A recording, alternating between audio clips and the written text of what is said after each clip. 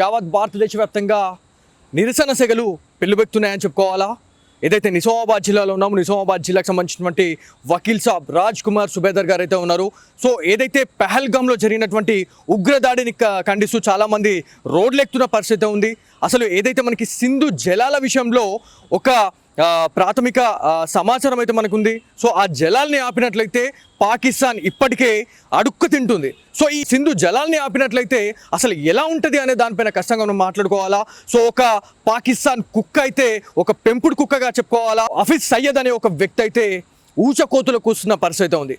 So ఏదైతే సింధు జలాల్ని ఆపినట్లయితే మోడీ శ్వాసను ఆపేస్తాం, సింధు జలాల్లో రక్తం పారిస్తామని చెప్పేసి ఊచకోతలకు వస్తూ ఉన్నారు. సో ఇప్పటికే విధ్వంసం చెలరేగుతున్న పరిస్థితుల్లో ఇట్లాంటి ఉగ్రవాదాన్ని రెచ్చగొట్టే విధంగా, పబ్లిక్ని రెచ్చగొట్టే విధంగా ఇట్లాంటి పోస్టులు పెట్టడం అనేది, ఆ వీడియోలు బయటకు పంపించడం అనేది నిజంగా బాధాకరం అని చెప్పుకోవాలా. సో ఖచ్చితంగా చెప్పు దెబ్బ సమాధానం అయితే రానున్న రోజుల్లో ఇస్తామని చెప్పేసి కేంద్ర ప్రభుత్వం చెప్తా ఉన్నారు. సో ఇదే అంశంపై మనతో మాట్లాడడానికి వకీల్ సాబ్ ఉన్నారు. ఒకసారి వారితో మాట్లాడే ప్రయత్నం చేద్దాం. అసలు ఏంటన్నా ఈ విషయం చూసిన తర్వాత అసలు మీకు ఏమనిపిస్తా ఉంది? ఇంత భయం లేకుండా ఒక మోడీ అంటే మనకి ప్రధానినే ఇంత స్టేజ్ పైన నిలబడి మాత్రం శ్వాస తీసేస్తాం అని చెప్పేసి డైరెక్ట్ వాళ్ళు కౌంటర్ చేస్తున్న పరిస్థితి ఉంది. దీన్ని ఎట్లా చూస్తారు మీరు? అంటే ఇంతకుముందు ఉగ్రవాదం అనేది చూసాం. ఇప్పుడైతే పర్సనల్ అటాక్స్ కూడా ఒక భారతదేశ ప్రధాని కానివ్వండి, హోమ్ మినిస్టర్ కానివ్వండి, డిఫెన్స్ మినిస్టర్ కానివ్వండి, వీళ్ళ మీద కూడా అంటే భాష ఏదైతే ఉందో, పదజాలాలు ఏవైతే ఉందో అసభ్యంగా మాట్లాడడం అనేది ఇది మొదటిసారి మనం చూస్తున్నాం. అయినప్పటికీ కూడా మీరు చెప్పినట్టుగా సింధు జలాలు ఆపడం అనేది ఒక ఇండికేషన్ పాకిస్తాన్కి ఇవ్వడం జరిగింది. ఇప్పుడైనా మానుకోండి, సరెండర్ కాండి, మీ యొక్క ధోరణి ఏదైతే ఉందో అది మానుకోండి అని. మానుకున్నప్పుడు మాత్రం ఇప్పుడు భారతదేశం కానివ్వండి, భారతదేశ వాసీయులు కానివ్వండి, భారతదేశంలో ఉన్నటువంటి ప్రతి ఒక్క పొలిటికల్ పార్టీ కూడా ఈ యొక్క సంవేదనశీల ఏదైతే మొన్న సంఘటన జరిగిందో అవిటి మీద మాత్రం ప్రతి ఒక్కరు కూడా నికృష్టుగా ఖచ్చితంగా ఏదో వారికి అవ్వాలి అనే ఒక విషయంలో మాత్రం ఉన్నారు. అలాగే జనాలు కూడా చాలా వరకు ఇంతవరకు ఇన్సిడెంట్ అయినది వేరు, మొన్నటి జరిగినటువంటి ఇన్సిడెంట్ వేరు, అందరికి కూడా చాలా కబలించింది. ఎందుకంటే వారికి ఎవరితోటి సంబంధం లేదు, వారి యొక్క ఎంజాయ్మెంట్ కోసం వచ్చిన దానికి చంపడం అనేది యాక్సెప్టబుల్ కాదు, మళ్ళీ క్షమించే యొక్క యాక్ట్ కూడా కాదు. నిజంగా ఇంకొక విషయం ఏంటంటే ఒకప్పుడు ఉగ్ర దాడులు చూసినాం, కానీ ఇవాళ పర్టికులర్గా నువ్వు ఏ మతం అని చెప్పి మరి ఇవాళ ప్రైవేట్ పార్ట్స్ చూసి మరి వాళ్ళు షూట్ చేయడం అనేది నిజంగా బాధాకరం అని చెప్పుకోవాలా. ఏదైతే ఉగ్రవాదంకి సంబంధించి మాట్లాడుకుంటే భారత్లో కొన్ని ప్రాంతాలు, హైదరాబాద్లోని ఓల్డ్ సిటీ కావచ్చు, నిజామాబాద్ జిల్లాకు సంబంధించినటువంటి కొన్ని ఏరియాలు కావచ్చు, బైన్సాలో కూడా చాలామంది ఈ ఉగ్రవాదాన్ని పెంచి పోషిస్తున్నారు అని చెప్పేసి కూడా క్లియర్ స్టేట్మెంట్ అయితే ఉంది. ఎన్ఐఏ కూడా దీన్ని కన్ఫర్మ్ చేయడం జరిగింది. సో ఇక్కడ చాలా వరకు కూడా ఉగ్ర ముప్పు అనేది ఉంది, ఉగ్రవాదాన్ని పెంచి పోషిస్తున్నారు అని చెప్పేసి కూడా చెప్పడం జరుగుతూ ఉంది. సో దీని గురించి మీరు ఏం చెప్పాలనుకుంటా ఉన్నారు? అంటే ఇది ఇప్పుడు మీరు అన్నట్టు ఇది అంతం కాదు, ఇది ఆరంభం అనేది కూడా మీరు చెప్పినటువంటి విషయంలో దాని యొక్క సారాంశం ఉంది. అయితే దీనికి ప్రతి ఒక్కరు కూడా ఇటు సిటిజన్స్ కానివ్వండి, అటు పోలీస్ వ్యవస్థ కానివ్వండి, అటు డిఫెన్స్ వ్యవస్థ కానివ్వండి, హోమ్ వ్యవస్థ కానివ్వండి, ప్రతి ఒక్కరు కూడా చాలా చాలా చాలా అలర్ట్గా ఉండాల్సిన అవసరం మాత్రం ఆసనం అయింది. దాంట్లో ఏమాత్రం సందేహం లేదు. కానీ నిన్న జరిగినటువంటి దాడి ఏదైతే ఉందో, చనిపోయిన వాళ్ళు పాపం చనిపోయారు, వాళ్ళ ఫ్యామిలీస్ కూడా పాపం ఎంత బాధలో ఉన్నారు మాత్రం మనం తెలుసుకోగలం. అయినప్పటికీ కూడా అక్కడ ఏదైతే పర్యాటక స్థలం ఉందో ఆ యొక్క పర్యాటక యొక్క వ్యవస్థ మీద బతికే వాళ్ళు కూడా అనాథాలు అయిపోయారు. అంటే చాలా వరకు మనం చూస్తున్నాం. ఇప్పుడు వచ్చే ఎవరైతే పర్యాటకులు ఉన్నారో వారు కూడా వారి యొక్క ట్రిప్ ఏదైతే ఉందో క్యాన్సిల్ చేసుకుంటున్నారు. అయితే దీనివల్ల నిన్న వాళ్ళు కూడా చెప్పడం జరుగుతుంది, ఈ దాడి కేవలం ఒక పర్టికులర్ ఒక 25 మంది కానీ, 26 మంది కానీ, 28 మంది కానీ వారి మీద కావదు, యావత్ కాశ్మీర్ మీద దాని యొక్క ఎఫెక్ట్ పడ్డదని కూడా చెప్పడం జరిగింది. మీరు అన్నట్టే ఎవరైతే టూరిజంలో వెళ్ళే వాళ్ళు ఎవరైతే ఉన్నారో వాళ్ళంతా కూడా క్యాన్సల్ చేసుకుంటున్న పరిస్థితి ఉంది.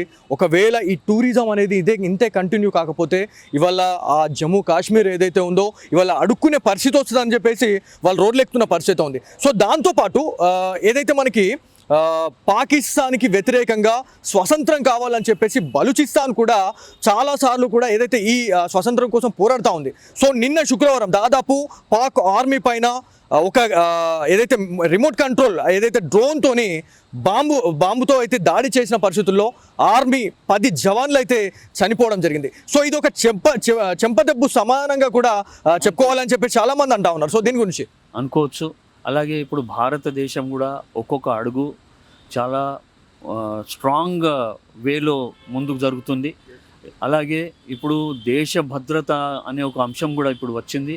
మీరు అన్నట్టు కేవలం కశ్మీర్ సరిహద్దుల్లోనే కాదు, ఎక్కడెక్కడైతే వీరి స్థావరాలు ఏర్పాటు చేశారో అవిటి గురించి కూడా ఇంటర్నల్గా చర్చ నడుస్తుంది. మనకు టీవీ న్యూస్లో చూస్తే తెలుస్తుంది. అయితే ఇప్పుడు సమయం ఆసన్నమైంది. ప్రతి ఒక్కరు కూడా వారి వారి ప్లేసెస్లో అలర్ట్గా ఉండాలి. అలాగే పోలీస్ వ్యవస్థ కూడా ఎక్కడెక్కడైతే ఈ స్థావరాలు ఏర్పడ్డాయో వాళ్ళకి ఇంటెలిజెన్స్ ఏదైతే ఉందో ఆ వ్యవస్థ ద్వారా తెలిసిందో ఆ విషయం కూడా తీసుకుంటూ ఇప్పుడు మాత్రం గట్టి చర్యలు తీసుకోవాల్సిన అవసరం వచ్చింది. లేకుంటే నెక్స్ట్ ఎక్కడ రిపీట్ అవుతుంది, ఎక్కడ అవ్వచ్చు అనేది కూడా చెప్పలేము. అందుకోసం ఈ విషయాన్ని గమనిస్తూ అలాగే భారతదేశ ప్రధానమంత్రి కానివ్వండి, హోమ్ మినిస్టర్ కానివ్వండి, డిఫెన్స్ కానివ్వండి, ప్రతి ఒక్క పొలిటికల్ పార్టీస్ కానివ్వండి, భారతదేశంలో నివసిస్తున్నటువంటి భారతీయులు కానివ్వండి, ప్రతి ఒక్క మతస్థులు కానివ్వండి, ఈసారి మేము ఏకంగా ఉన్నాం. మేము కూడా ఈ యొక్క పోరాటంలో మేము మీతో ఉన్నామనే ఒక సంకేతం మాత్రం ప్రభుత్వానికి ఇవ్వడం జరిగింది. అలాగే ఎవరైతే చనిపోయిన వాళ్ళు ఉన్నారో వారి యొక్క ఫ్యామిలీస్ కూడా ఆత్మవిశ్వాసం చాలా వరకు ఇవ్వడం జరిగింది. ఇంకొక విషయం ఏంటంటే ఏదైతే మనకి జమ్మూ కాశ్మీర్తో పాటు పాక్ సరిహద్దుగా ఉన్నటువంటి రాష్ట్రాలు గుజరాత్ కావచ్చు, వాటి ఏదైతే ఆ పంట పొలాల్లో కూడా హ్యాండ్ గ్రానైడ్స్ కావచ్చు, ఆర్డీఎక్స్ లాంటి ఏదైతే ఈ బాంబు పదార్థాలు ఏవైతే ఉన్నాయో పెద్ద మొత్తంలో దొరకడం జరుగుతూ ఉంది. అంటే ఆర్మీని దాటి మరి సరిహద్దులు దాటేసి వస్తున్నాయంటే అసలు వీళ్ళకి ఎవరు హెల్ప్ చేస్తూ ఉన్నారు అనే దానిపైన కూడా మనం మాట్లాడుకోవాలి. ఎందుకంటే భారత్లో ఉండి భారత్ నీళ్ళు తాగుతా మనం అన్నం తింటూ ఇవాళ అదే భారత్ని ఇవాళ తన్నే పరిస్థితి ఉంది ఇలా కొంతమంది చేయడం వల్ల. సో దీని గురించి ఏం చెప్పాలి? అంటే మీరు అన్నట్టు అఫ్కోర్స్ ఇంటర్నల్గా ఇక్కడ దాకా వచ్చారంటే ఎవరి యొక్క సహకారం కానివ్వండి, కోఆపరేషన్ లేనిది మాత్రం వాళ్ళు రాలేరు. అయితే అటువంటి వాళ్ళను కూడా మనం నిన్న చూసాం. జమ్మూలో కానివ్వండి, కాశ్మీర్లో కానివ్వండి, ఎవరైతే కొరియర్స్ ఉన్నారో వారికి కూడా రౌండప్ చేయడం జరిగింది. అయితే ఆ విషయంలో కూడా చాలా కట్టుదిట్టుగా ప్రభుత్వం ముందుకు జరుగుతుంది.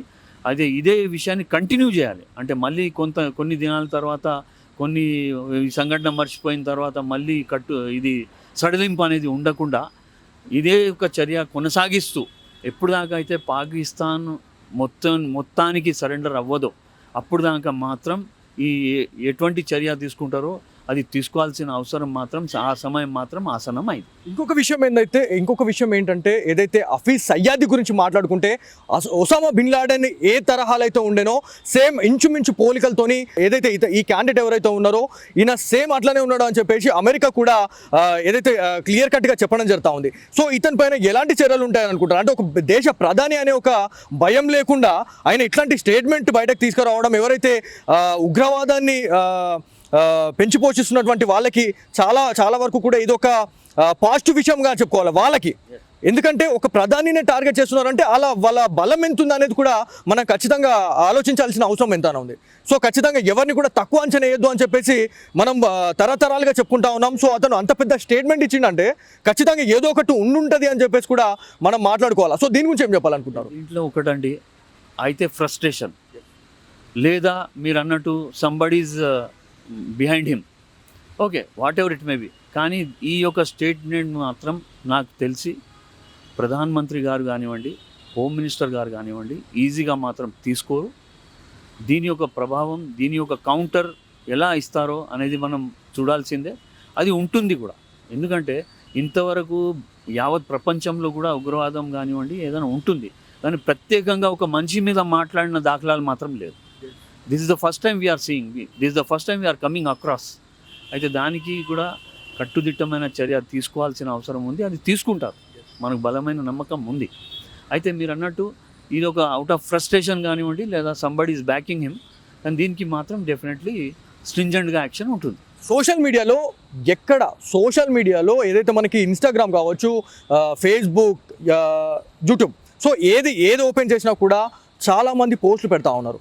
ఇప్పటికైనా హిందువులారా మేల్కొనండి, మనమంతా ఒక్కటి అని చెప్పేసి మనం ఒక దాటిపైకి రావాలి అని చెప్పి చాలామంది చెప్తా ఉన్నారు. ఎందుకంటే ఇది ఒక మతానికి సంబంధించినటువంటి ఉగ్ర దాడిలాగా జరిగింది కాబట్టి ఇప్పటికైనా మనం కొల్పాలి అని చెప్పేసి చాలామంది చెప్తా ఉన్నారు. సో ఫైనల్గా యావత్ భారతీయులకు కావచ్చు, 2 తెలుగు రాష్ట్రాల ప్రజలకు, హిందూ బంధువులకు మీరు ఏం చెప్పాలనుకుంటున్నారు? ఒకటే, we're Indian, we must be Indian. మనం హిందువులము, ఒక వేరే అన్య మతస్థులు లేకుంటే ఏదో అన్య కులాలు అనుకుంటా కాకుండా సమయం ఆసన్నమైంది. ప్రతి ఒక్కరు భారతదేశంలో ఎవరెవరైతే నివసిస్తున్నారో they all are Indians. They all are for India. They all are for the betterment of India. They all are for the unity of the India. They all have to show solidarity that India is our nation. India is our nation and it's a strong nation and ready to face any kind of untold situation అనేది మాత్రం ఒక message ఇవ్వడానికి ఇది సమయం మాత్రం ఆసన్నమైంది. భారతీయులు కూడా అలాగే ఏకత్రితం అవుతున్నారు. మీరు అన్నట్టు గత ఒక 3-4 దినాల నుంచి మీరు చూస్తున్నారు, ప్రతి ఒక్కరు కూడా వారి వారి తరలో ఒక ఎవరైతే ఫ్యామిలీస్ సఫర్ అయ్యారో వారికి ఆత్మవిశ్వాసం కలిగించడానికి, భారతదేశానికి ఒక మేము ఉన్నాము అని చెప్పడానికి సర్వత్ర నిరసనలు జరుగుతున్నాయి. ప్రతి ఒక్కరు కూడా మేము మీతో ఉన్నామని ఒక మెసేజ్ మాత్రం ఇస్తున్నారు. అది చాలా శుభ సంకేతం.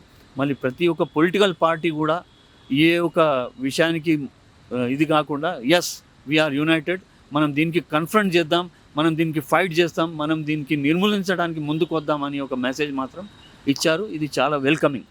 థ్యాంక్ యూ అండి. సో ఇది మొత్తానికి నిజామాబాద్ జిల్లాతో పాటు ఎక్కడ చూసినా కూడా ఇట్లాంటి యూనిటీ తత్వం అనేది మనకి బయటకు రావడం జరుగుతూ ఉంది. ఏదేమైనప్పటికీ ఒక దేశ ప్రధానిని టార్గెట్ చేస్తూ సింధు జలాల్ని ఆపినట్లయితే మోడీని శ్వాస ఆపుతామని చెప్పేసి ఊచకూతలు కూసినటువంటి ఎవరైతే ఈ పిచ్చి కుక్క ఏదైతే ఉందో దీన్ని తరమాల్సిన అవసరం ఉంది, దాన్ని షూట్ చేసి చంపాల్సిన అవసరం ఎంతైనా ఉంది అని చెప్పేసి సోషల్ మీడియా వేదికగా చాలామంది చెప్తున్న పరిస్థితి ఉంది. ఏదేమైనప్పటికీ ప్రతి ఒక్కరు కూడా యూనిటీగా ఉంటే మాత్రం ఖచ్చితంగా ఇది సాధ్యమవుతుంది.